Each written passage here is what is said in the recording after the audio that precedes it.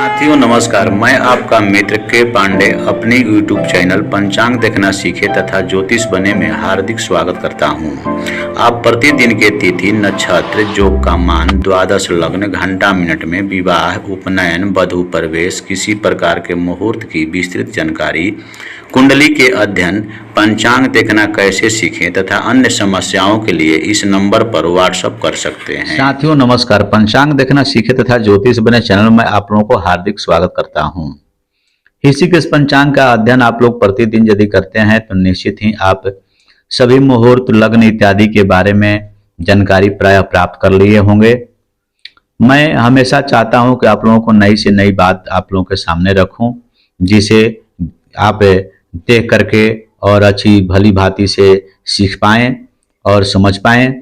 आज का विषय जो है, कोई भी वस्तु यदि आपकी चोरी हो जाती है, खो जाती है या नष्ट हो जाती है तो वह कहाँ पर है और किस दिशा में है, इसके बारे में हम लोग कैसे जानेंगे।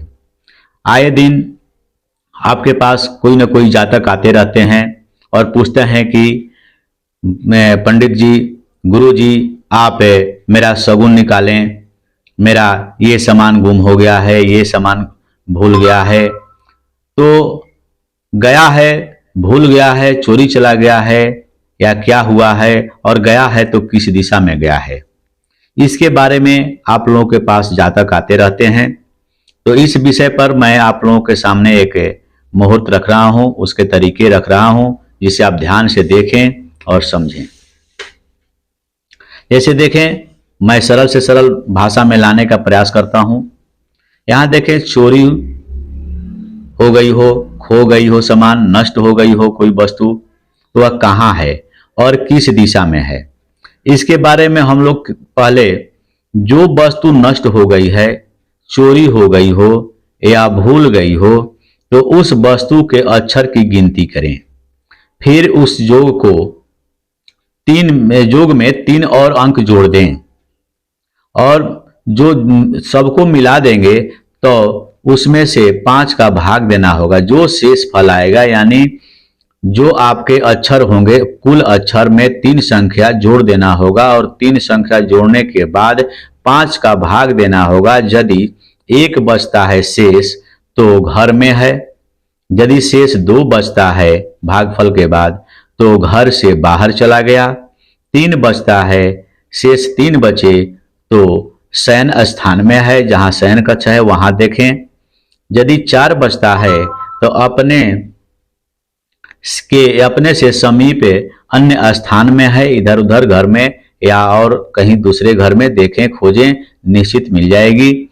यदि 5 शेष बचे तो अपने आप ही हाथ से कर धन चुराया, यानी वैसे भी घर में होते हैं कि कोई हंसी में अपना ही सामान को रख देता है कहीं और बाद में कहते हैं कि हमारा सामान ये गुम हो गया है, कहाँ है जरा देखो सब, तो उसी को हाथ से कहा जा रहा है, यानी हंसने के लिए वो कर देते हैं। तो 5 शेष बचे तो वह समझें। आगे हम लोग देखते हैं कुछ विशेष बात, जिसको आप ध्यान से देखें।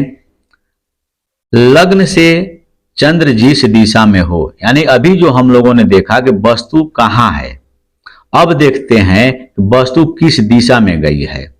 तो इसके लिए लग्न से चंद्र जिस दिशा में हो, उस दिशा का स्वामी से उस दिशा की ओर चोर का घर समझना चाहिए।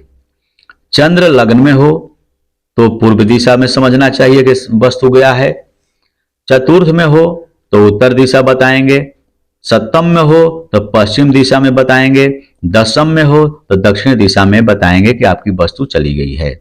इस प्रकार हम लोग इस सूत्र से हम लोग देख करके और बता सकते हैं, किसी को समझा सकते हैं। साथियों, यदि वीडियो अच्छा लगे तो लाइक, शेयर तथा सब्सक्राइब करेंगे। धन्यवाद।